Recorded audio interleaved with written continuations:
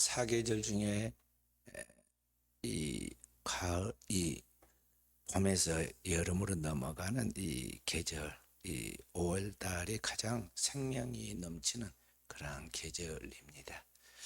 5월 달이 되면은 온 산천이 연녹색에서 진녹색으로 바뀌면서 아름다운 녹음이 형성되고 새들이 힘차게 노래를 하고, 그래서 거기에서 살아가고 있는 이 대지의 기운과 함께 사람들이 살아가는 생명의 약동을 느끼고 희망을 갖게 됩니다. 그래서 5월을 우리가 보통 가정의 달이라고도 하고, 또 이 계절을 계절의 여왕이라고도 그렇게 부르기도 합니다.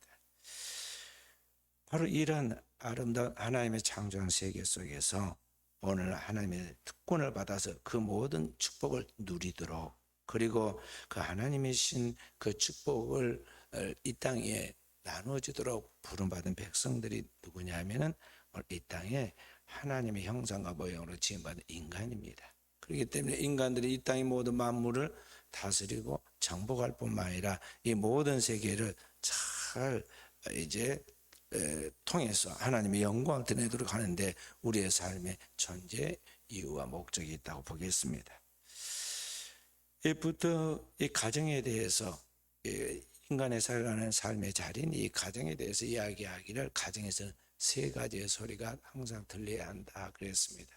아기 우는 소리, 공부하는 학생들의 그 책 읽는 소리, 그리고 열심히 일하는 그 어른들의 일하는 쟁기 소리가 들려야 한다는 그런 이야기를 했습니다.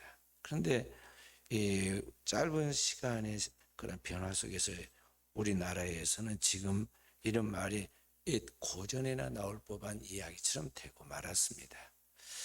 오늘날 우리나라는 지금 가정이란 말을 쓰기가 곤란할 정도로 1인 세대가 너무 많아졌습니다. 통계 신문에 보고된 것을 제가 보니까 우리나라에 혼자 사는 1인 그러한 세대가 1,000만이라고 그랬습니다. 그러니까 이 혼자서 대다수 지금 살아가고 있다는 것이죠. 원룸이 되었던, 오피스텔이 되었던, 아파트가 되었던 대다수 혼자 삽니다. 그래서 혼자 사니까 외로워가지고 이제 가족이 그리운데 불편하게 생각이 들어서 대신 대체 가족을 만들었는데 그게 뭐냐면 사람이 아닌 동물이죠. 그래서 이 동물들을 반려동물이라고 이름 붙이고 가족이라고 하고, 뜬금없이 낳지도 않은 이 짐승을 갖다 아기라고 부르고, 또 들어오면서 자기 아빠 왔다 엄마 왔다 그러고 짐승한테 그렇게 부르잖아요. 이상한 그런 모습이 되고 말았죠. 그런데 이러한 것들이 그냥 우리의 그 우스개로 들을 이야기 아니고요. 우리나라 상황이 지금 심각해지고 있다는 거죠. 또 통계 보고에 의하면 우리나라 출생률이 세계 최저 수준입니다. 그래서 얼마 후에는 국가가 소멸될 나라가 나오는데 첫 번째로 소멸될 나라가 대한민국이라고 영국에 있는 이러한 통계학자가 발표한 것을 보았어요.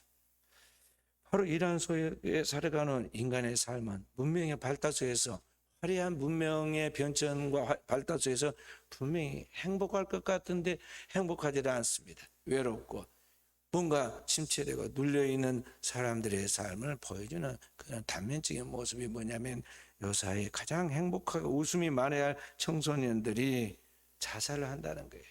우리나라가 세계 자살률 지금 1위인데 그중에 제일 많이 자살하는 자녀들은 한참 꽃피고 아름답게 자라가야 할 이 청소년들입니다.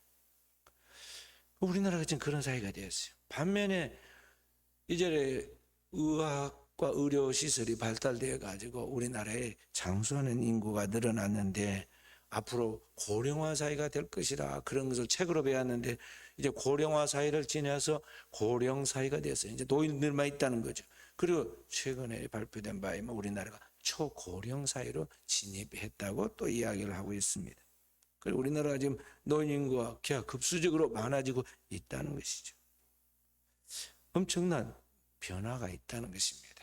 우리나라가 가장 외국에 그동안에 자랑했던 것 중에 하나가 뭐냐면, 우리 민족은 단일 민족이다.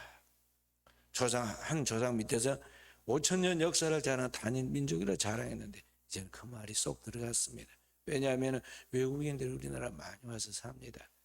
우리나라에 들어와 있는 각 나라의 그런 사람들, 우리나라 이제 다인종 국가이고 다문화 사회가 되었어요. 우리나라에 들어와 있는 이제 통계를 보니까 이라고 그랬어요. 전남 인구가 200만 명이 못 되니까 우리나라 전남 인구보다도 더 많은 사람이 외국인들 우리나라 들어와서 지금 살고 있다는 것이죠. 그런데 이런 우리나라의 변화 속에서 더 심각한 문제가 생겼는데 그건 뭐냐면은 오늘 이 사회를 등불처럼 인도해 나가고 이 사회의 버팀목이 되어야 할 교회가 지금 심각한 상태로 침체되고 있다는 것입니다. 매년 교회가 엄청나게 많은 속도로 지금 줄어들고 있어요. 우리 한국의 기독교회 중에 장자교단으로 부르고 있는 우리 장로교 통합측만 하면요, 우리 교단이 300만 명이 있는데요, 270만으로 줄었다가 250만으로 줄었다가 최근에 236만 명이라고 그러더니 이제 230만이라고 그러더라고요. 최근에 또 통계 나온 거 보면 226만 명으로 지금 내려갔어요. 그러니까 한 해 최하 5만 명 이상이 줄어 우리 교단만에서 준다는 것이 500만 명이라는 거냐. 우리 지금 50명 정도의 이 작은 교회들을 100개가 1년이면 사라져 간다는 거예요.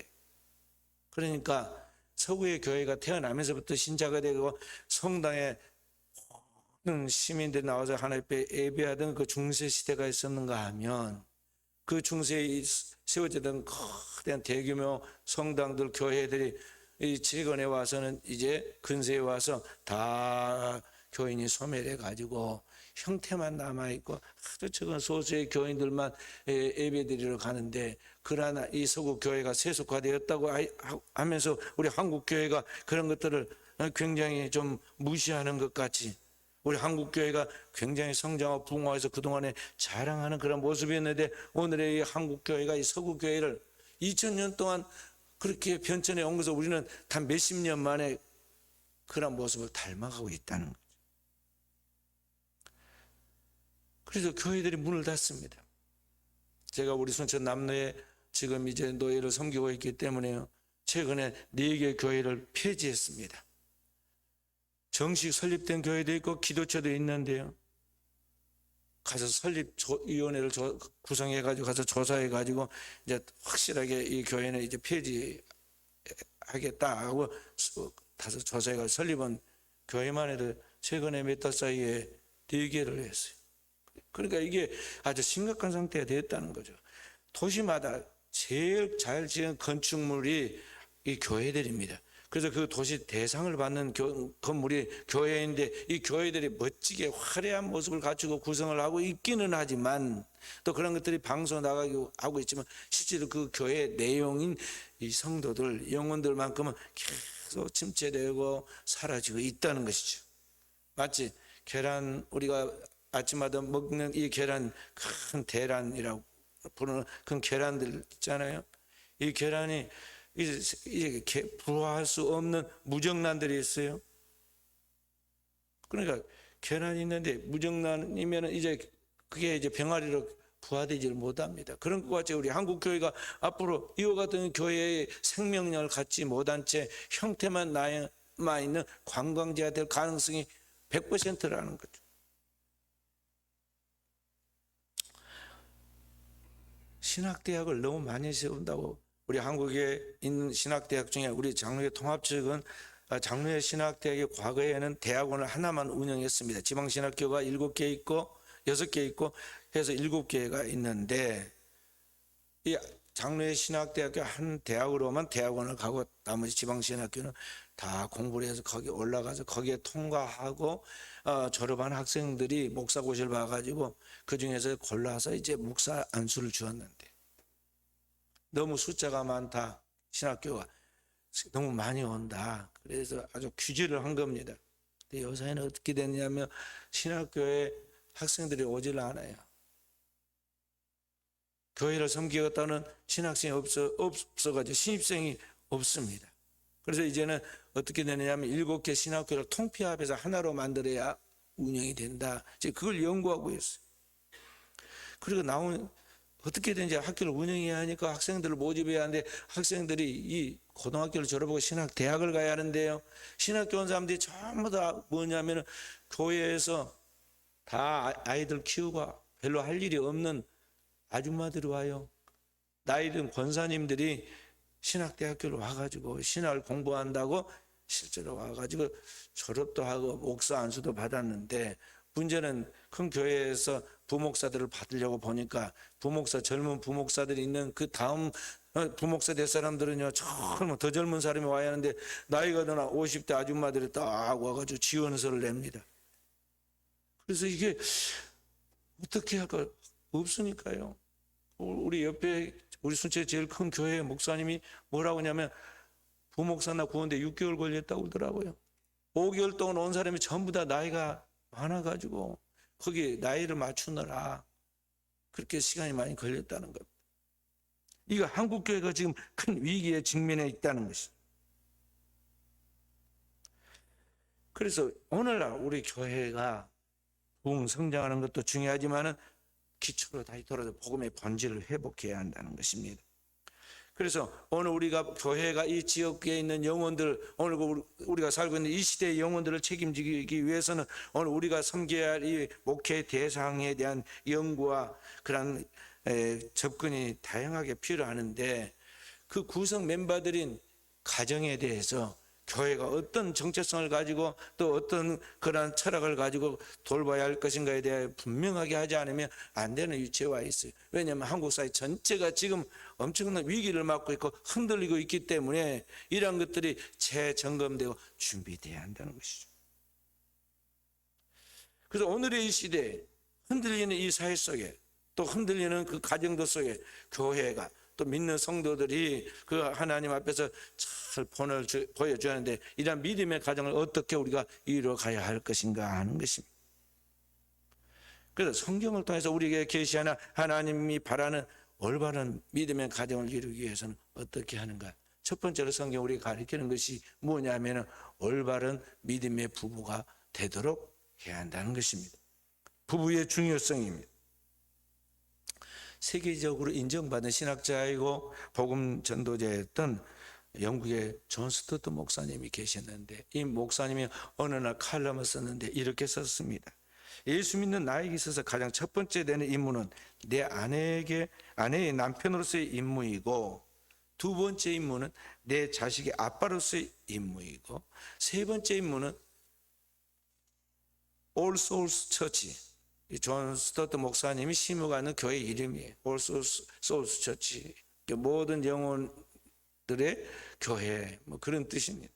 그 교회 목사로서의 임무다 그랬어요.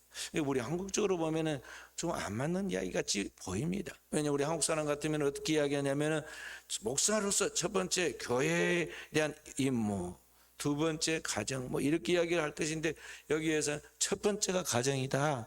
가정에서 자기가 남편이니까 이 아내의 남편으로서 임무를 다하고 아버지니까 자녀의 아빠로서 임무를 다하고 그 다음에 마지막 자기가 해야 할 임무가 뭐냐면 교회 목사로서 자기의 임무를 다하는 것이라고 그렇게 이야기를 했어요. 그러니까 우리 한국 사람들이 볼 때는 어떻게 보면 조금 경건치 않은 것 같이 보이는데 사실 이렇게 말씀하신 이 목사님은 결혼하지 않은 독신자예요. 결혼도 하지 않은 분이 그렇게 말했어요. 그래서 사람들이 물었습니다. 목사님, 결혼도 하지 않으신 분이 어떻게 그런 말씀하십니까? 그래 그분이 이야기를 그것이 바로 성령 충만의 순서입니다. 그러니까 가정에 대해서 이야기한 본문이 에베소 5장 22절부터 6장 4절까지 이게 길게 이제 아내들에 대해 남편들에 대하여 쭉 설명하고 6장에 들어가서 자녀들에게 이야기를 합니다.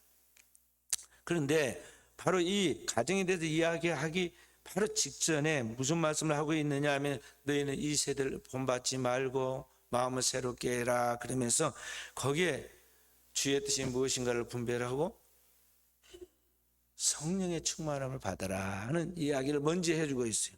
그러니까 성령의 충만함을 받고 나서 첫 번째로 해야 할 구체적인 삶의 적용 현장이 뭐냐? 가정이라는 거죠. 그리고 가정을 이야기하면서 핵심이 부부를 이야기합니다. 성경이 하나님께서 성경을 통해 우리에게 계시한 말씀에 인간이 성령이 충만해서 오늘 이루어가야 회복해야 할 첫 번째가 뭐냐면 가정인데 그 가정에 부부가 먼저 회복돼야 한다는 것이죠. 하나님의 나라의 상징이 교회에서 오늘 무엇을 이루기 전에 먼저 그 교회의 구성원이 성도의 가정이 먼저 하나님의 성령으로 충만해서 나가야 하는데 그 성령 충만이 어디에서부터 이루어져야 하느냐? 남편과 아내가 서로 사랑하는 그 임무를 다하는 데서부터 하나님의 축복받은 가정, 하나님께서 역사하시는 하나님의 나라를 이루는 그 모든 것이 출발된다는 그러한 이야기입니다. 그래서 성도들은 이 가정, 특히 결혼한 이 부부에 대해서 이 신앙생활에 나갈 때 이것을 별개로 생각하면 안 되고 항상 하나님 앞에 은혜 받고 성령 충만한 그러한 삶이 제일 먼저 적용되어서 완성돼 가야 할 것이 바로 가정이고 가정의 부부란 걸 늘 명심해야 돼. 그래서 부부는 신앙생활에 나갈 때 가정을 이루어가는 이 부부는 핵심인 그 가정의 부부는 분명한 신앙의 목표를 이루어 가야 하는데 그 신앙 안에서 가정을 세워가는 목표가 뭐가 되어야 하느냐 하는 것을 성경에 계속해서 설명해 주고 있어요. 에베소서 5장 22절부터 33절 말씀을 한번 같이 봅니다. 22절부터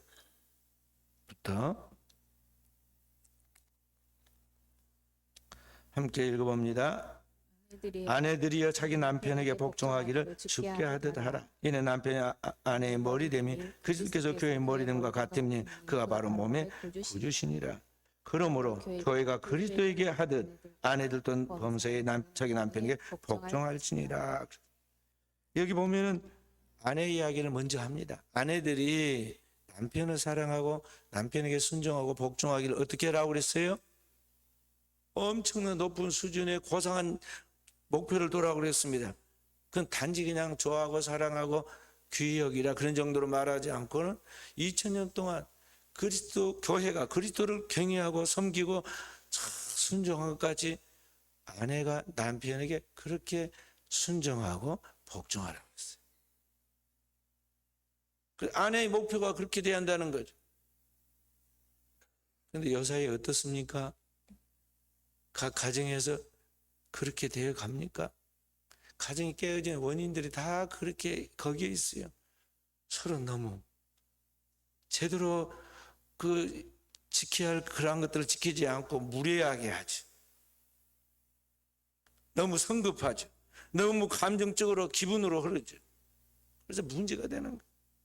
그 다음에 남편들에게 대해서 그 다음에 계속해서 이야기를 합니다. 남편 25절부터 자 함께 남편들아 아내 사랑하기를 그리스도께서 교회를 사랑하시고 그 교회를 위하여 자신을 주신 같이 하라. 이는 곧 물로 씻어 말씀으로 깨끗하게 하사 거룩하게 하시고 자기 앞에 영광스러운 교회로 세우사 티나 주름 잡힌 것이나 이런 것들이 없이 거룩하고 흠이 없게 하려 하심이라. 이와 같이 남편들도 자기 아내 사랑하기를 자기 자신과 같이 하시니 자기 아내를 사랑하는 자는 자기를 사랑하는 것이라.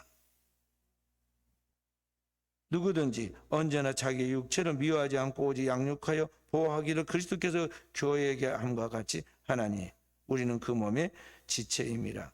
31절 그러므로 사람이 부모를 떠나 그의 아내와 합하여 그들이 한 육체가 될지니 아멘. 자 남편들에 대해서는 더 길게 이야기하고 더 강하게 이야기를 합니다. 남편들이 아내에 대해서는 어떻게 하느냐? 아내를 사랑하기를 예수 그리스도께서 하늘 보좌를 버리고 인간을 위하여 이 땅에 찾아오시고 인간을 구원하기 위하여 그 죄를 짊어지고 십자가에 죽으시고 그 피 흘리시되 점도 없고 흠도 없이 모든 죄를 다 그분이 대신 짊어지고 희생한 것 같이 그렇게 아내를 끝까지 사랑하라고 했어요. 주름 잡힌 것이나 흠이 없도록 끝까지 책임적으로 사랑하되 자기 자신처럼 사랑하라고 했어요. 그러니까 목표가 그렇게 크다는 것이죠. 그러면서 여기 그 진리를 이야기하면서 나중에 뭐라고 이야기하느냐 여기 보면은 32절에 함께 이 비밀이 크도다. 나는 그리스도와 교회에 대하여 말하노라. 그러나 너희도 각각 자기 아내 사랑하기를 자신같이 하고 아내도 자기 남편을 존경하라. 지금 여기 이야기하면서 아내와 남편이 서로 사랑하는 것이 교회와 그리스도가 서로 사랑하는 것을 성격시켜 가지고 똑같다는 것이죠. 똑같다는 거예요. 그러니까 그리스도가 교회를 사랑한 같이 남편은 아내를 사랑하고 아내가 남편을 사랑한 것이 마치 교회가 그리스도를 경외하고 순종하고 복종한 것 같이 그렇게 사랑해 나가는 거죠. 그리스도와 교회에 대하여 우리가 신앙생활 하는 것과 똑같이 해야 돼. 그런데 어떻게 하느냐? 그 결혼의 비밀, 그 중요한 신비를 알지 못하고 우리는 어떻게 하냐면 부부싸움 할 때 내가 하나님은 잘 믿고 하나님은 잘 경외하지만은 당신은 아니다. 이렇게 말을 한단 말이죠. 그래서 부부관계가 깨지는 거예요. 그래서 오늘 우리는 남편들은 아내를 그리스도께서 교회를 위하여 자기를 내어주신 같이 사랑해야 하고 아내들은 남편을 사랑하기를 마치 교회가 그리스도에게 하듯 그렇게 사랑하고 섬기고 순종하고 나아가는 이 비밀이 완성되어야 오늘 여러분과 제가 가정을 지키고 이 가정을 통해서 하나님의 영광을 세상에 드러낼 수 있다 하는 것입니다. 그래서 우리 사랑하는 성도들이 이게 본이 돼야 돼요. 그리고 그러한 사랑하는 삶을 살아가는 것들을 통해서 가정이 아름답게 지켜져 나가는 걸 보면서 어둠의 이 세상 속에 우리 그리스도인의 삶이 그들이 어둠을 비추는 빛처럼 역할을 감당하게 된다는 거죠. 그래서 남편들은 직장 생활로 힘들긴 하지만은요, 아내 사랑은 항상 직장보다 우선이라는 걸 알고 거기서부터 사랑이 시작되도록 해야겠어요. 역시 아내들도 모든 일을 행할 때 그렇게 해야 한다는 것이죠. 첫 번째가 남편이 돼야 돼요. 근데 남편들은 아내에게 핑계를 할 때 보면 직장이 바빠가지고 직장에 일이 있어서 우리 대다수 그렇게 말하고 빠져나갑니다. 또 아내들은 남편을 먼저 사랑해야 하는데 대다수 아내들은 뭐 다른 것을 하진 않고 집으로 집에 있을 때 보면 누구를 더 사랑하느냐면 자식을 더 사랑해. 거기에 문제가 있어. 아내들은 왜 그럴까요? 자식은 사랑하지 않아도 저절로 사랑이 나와. 자식에 대해서는 이 본능적으로 부모가 자녀를 사랑하는 것은 남편이 됐든 아내가 됐든 자녀에 대한 사랑은 저절로 흘러나오고 그 사랑은 계속해서 내리사랑으로 더 커지는 거예요. 그런데 자녀를 잘 키우고 있기 때문에 내가 남편을 사랑하는 것이라고 그렇게 대신 사랑하는 것이라고 착각을 한다는 거죠. 그래서 남편에 대해 함부로 대합니다.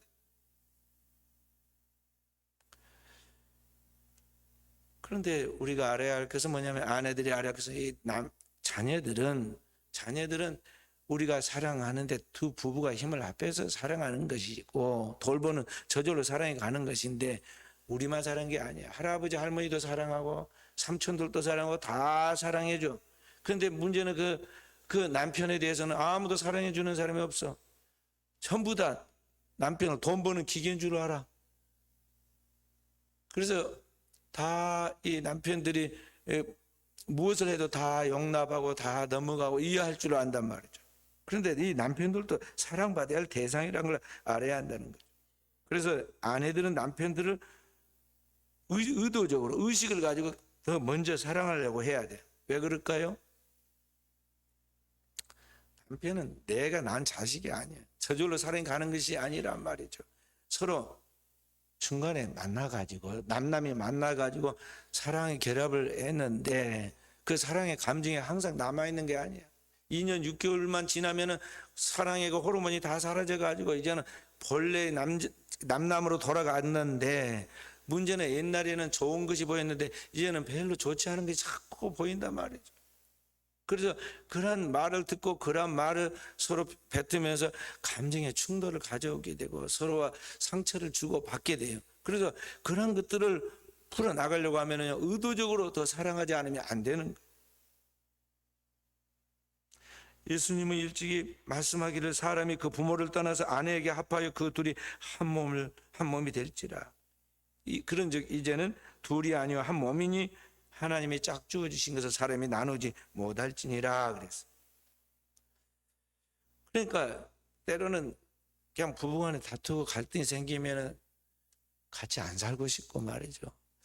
다른 집 남편들이 더 훨씬 잘한 것 같이 보여가지고 부러운 마음도 들고 그런 생각이 드는 거예요. 남편이나 아내나 그런 생각이 드는데, 오늘 아까 읽었던 우리 베드로전서 3장 7절에 뭐라고 그러냐면은 생명의 은혜를 함께 이어받을 자를 귀히 여기라, 그렇게 이야기하면서 거기에 뭐라고 그러냐면 지식을 따라. 그냥 하나님의 창조의 섭리에 대한 그 지식, 그노시스, 헬라어로 그노시스라고 그래요. 지식을 따라 영적인 계몽을 말하는 거예요. 그래야 하나님께서 어떻게 우리를 창조하시고 섭리하시고 일하셨는가에 대하여, 아내에 대하여, 남편에 대하여 하나님의 성경을 통해 계시하고 말씀하신 것들을 분명하게 알고 그 하나님의 말씀을 믿고 순종하는 그런 지식 있는 믿음을 가지고 서로 사랑하되 남편이 본이 되라는 거죠. 아내를 사랑하는 모든 걸 책임지는 본이 되라는 거예요. 아담과 하와가 타락해 갈 때 아담의 책임이 뭐냐면요, 아담이 먼저 선악과를 따먹는 게 아닙니다. 유혹받아 선악과를 따먹는 게 아니라 성경은 뭐라고 말씀하냐, 아담이 죄를 지었다고 그래요. 하나님 앞에 아담이 죄를 지어 그 죄의 값으로 인류에게 저주가 왔다고 이야기해요. 하와를 이야기하지 않았습니다. 왜 그러냐, 아담은 남편으로서의 책임을 져야 돼. 지식을 따라 그 아내가 연약한 그릇인 줄 알고 함께 하나님의 생명의 유업을 이어받을 줄 알고 귀히 여기고 부지런히 아내의 말씀에 본을 보이고 가르치지 않은데 그걸 안 했다는 거죠. 그래서 결국 그 아내가 무너지니까 결국 함께 무너지게 된 거예요. 그래서 오늘 성경은 우리에게 하나님 앞에서 믿음의 지식 있는 가정으로 만들어가야 하는데, 그게 뭐냐면 그리스도가 교회에 대하여 하듯 교회가 그리스도에 대하여 하듯 남편이 아내에게, 아내가 남편에게 행하라는 거죠. 거기에 오늘 결혼의 신비가 들어있는 거죠. 오늘 우리가 이 땅에서 결혼 생활을 해서 부부가 가정 생활을 해 가는 것은 뭐냐면요, 장차 이루어질 하나님의 가정의 그냥 축소판이고 모형이에요. 리허설이에요. 땅에서 우리가 몇십 년 결혼 생활을 통해서 부부가 서로 사랑해 가는 것은 뭐냐면 장차 우리 가운데 오시는 영원한 신랑이신 그리스도와 그의 신부된 성도 교회가 한 몸을 이뤄서 영원한 하나님 아버지의 집이 하나님의 나라에서 영생하며 함께 하나님의 영광을 드러내도록 하는 그 하나님의 나라, 하나님의 나라에서의 영원한 결혼의 그래 미리 보여주는 모형, 그런 준비, 또 그런 리허설이 뭐냐면 오늘 이 땅의 가정이 된 말이에요. 그래서 가정을 통해서 그런 분명한 지식 있는 믿음을 가지고 아내가 남편을, 남편이 아내를 서로 사랑하면서 나아가도록 해야 이 가정이 온전한 가정이 되고 그 가정에 하나님의 성령이 역사하시고 일하시는 축복된 가정을 이루게 된다는 것이죠. 그래서 어느 우리 교회가, 우리 사랑하는 성도들이 그런 믿음의 가정을 이루어야 하고 그런 믿음의 가정을 통해서 다음 세대로 그 믿음이 유산되도록 해야겠어요. 그래서 그리스도인의 이 어린 주일을 맞아서 자녀 교육은 어떻게 할 것인가? 간단한 문제예요. 성경은 너무나 쉽게 이야기를 합니다. 중요한 문제인데 쉽게 이야기해요. 어떻게 하느냐? 여기 에베소 6장 4절에 아비들아 너희 자녀들을, 다 함께 읽어봅니다. 또 아비들아 너희 자녀를 노엽게 하지 말고 오직 주의 교훈과 훈계로 양육하라. 그래서 자녀 교육은 공부 많이 시켜가지고 명문대학 보내서 뭐 어떻게 해가지고 자녀를 유학 보내고 어떻게 해서 하라 그렇게 말하지 않았어요. 뭐라고 그랬느냐? 자녀들에게 자녀들 인격적으로 대하라. 첫째는 너희 자녀를 노엽게 하지 말고, 그 다음에 두 번째는 주의 교훈과 훈계를 양육하라. 다른 거 아니다. 하나님의 말씀, 성경의 교훈과 그 하나님 말씀대로 살지 못한 것들에 대해 바로잡아주는 훈계로서 하나님의 말씀으로만 양육하는 거예요. 그러면 내 자녀들은 자손 만대 영원히 하나님의 축복을 받게 된다는 것이죠. 그래서 자녀 교육에 대해서는 오늘 성경이 우리에게 가르친 것은 뭐냐면은 오늘 부모로서 이 자녀들을 잘 돌봐야 하는데 그 돌봄에 대한 가장 큰 원리가 뭐냐면은 본을 보이라는 거예요. 본을 보여. 오늘날 가정이 행복하지 못하고 파괴된 가정이 되는 이유가 뭐냐면 자녀들을 말로 부모들이 가르치려고 그래요. 자녀들은 말로 되는 게 아니에요. 자녀들은 우리가 말로 가르치고 책으로 배워가지고 되는 것 같지만은요, 가장 큰 교육은 뭐냐면 본을 보는 거예요. 본을 보는. 자녀들은 부모의 말을 듣고 배우는 것이 아니라 행동을 보고 배웁니다. 그러니까 현대인들이 세상에 살아가면서 부모들이 열심히 막 삽니다. 돈 번다고 자녀도 돌보지 않고 밖으로 막 돌아다니면서 일합니다. 그러면서 와서는 말로는 사랑한다고 그럽니다. 그리고 돈, 학벌, 명예 이런 것들을 대단히 크게 중요하게 생각하면서 그런 것들을 자녀들을 마음속에 각인을 시켜놓고 그렇게 본을 보여줍니다. 그렇게 살아가는 것을 보고 있는 자녀들이, 부모들이 이 자녀들에게 예수 믿어야 복 받는다, 교회 열심히 다녀라 그렇게 말한다고 해서 그걸 따라가느냐? 절대 따라가질 않아요. 뭘 보느냐? 부모가 무의식 속에서 그 자녀에게 뭘 쫓아가는가? 돈을 쫓아가고, 돈 좋아하고, 세상 명예 좋아하고, 권력 좋아하고, 세상 노는 재미에 취해서 사랑을 다 본 자녀들이 그걸 보면서 자기도 모르게 그걸 따라가는 거예요. 따라가. 우리 엄마 아빠는 가짜다, 제대로 안 믿는다, 싫어해. 우리 엄마는 진짜 믿는 사람 아니야.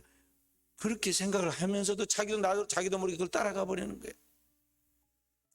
어떤 젊은이가 있었는데 이 젊은이가 나이 30이 돼서 이제 꿈을 가지고 결혼을 했습니다.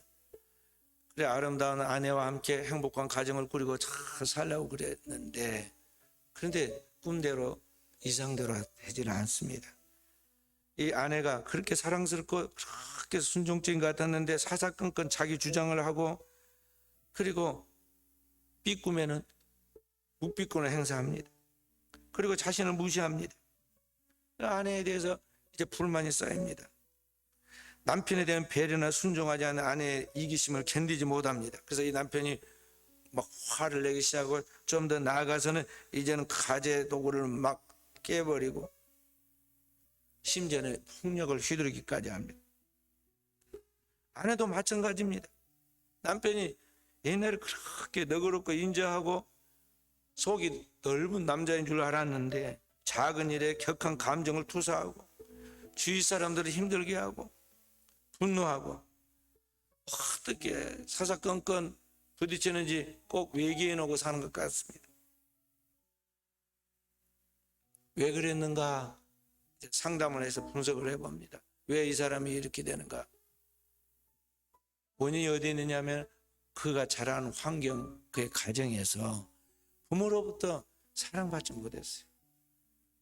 그 아빠가 맨날 술만 먹고 술 취하고 들어오면, 집에 들어오면 고함을 지르고 그리고 폭력을 휘두르고, 그런 가정 속에서 이 가족들이 제대로 숨을 못 쉬고 삽니다.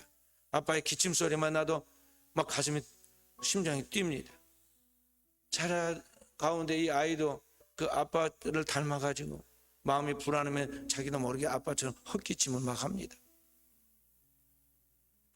그런 자라온 환경을 받으면서 잘못된 자화상이 형성되었고, 어두운 이 자화상이 결국에 가서는 그 다음 세대인 자신이, 지금 이제 그 아버지의 다음 세대인 자신이 결혼해서 가정을 꾸렸는데 행복한 가정을 이상적으로 꾸었지만은 현실적으로 행복하지 못한 가정을 재생산하고 말았다는 거죠. 그러니까 이 세상에는 문제 부모가 있고 문제 부모에서 문제 자녀가 나온 거예요. 그렇기 때문에 자녀가 잘 되기를 바라고 자녀가 행복하기를 바란다면 자녀를 교육해 나갈 때 단지 좋은 대학 가서 공부 많이 해가지고 어떻게 돼야 한다는 식으로 그런 세속적인 가치관을 따라서 가서는 안 되고, 부모가 먼저 행복한 가정을 가지고 행복한 부부가 서로 사랑하면서 살아가는 모습을 자녀들에 보이면 자녀들은 저절로 그 안에서 아름다운 건강한 자아성을 형성하게 되고, 그러나 형성된 자아성을 가지고 다른 누구든지 모든 사람을 사랑하게 돼서 부모가 꿈꾸는 이상적인 가정의 복된 가정을 이루어 간다는 것이죠. 그래서 오늘날 우리 자녀들에게, 우리 믿음의 성도들은 어떤 선물로 때우려고 해서는 안 돼요. 돈 많은 집일수록, 그래서 보면요, 자녀들에게 돈으로 또는 뭐 그 선물 예를 들어서 어린이날 같은 이런 때는 또 어린이 선물들을 주잖아요. 그런 선물, 용돈, 뭐 장난감 이런 것들로 이렇게 앞다투어 주면서 사랑을 대용품으로 그걸 메꾸려고 하는데 그렇게 해서는 안 된다는 거예요. 자녀들에게 진정한 믿음을 형성하도록 온갖 정성을 다 믿음 안에 세워야 돼요.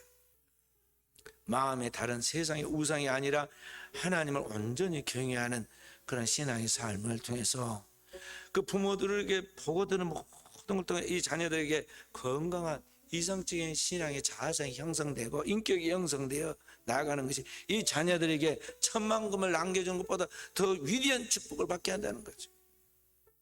출애굽기 20장 10계명의 3절부터 6절에 그런 말씀이 나옵니다.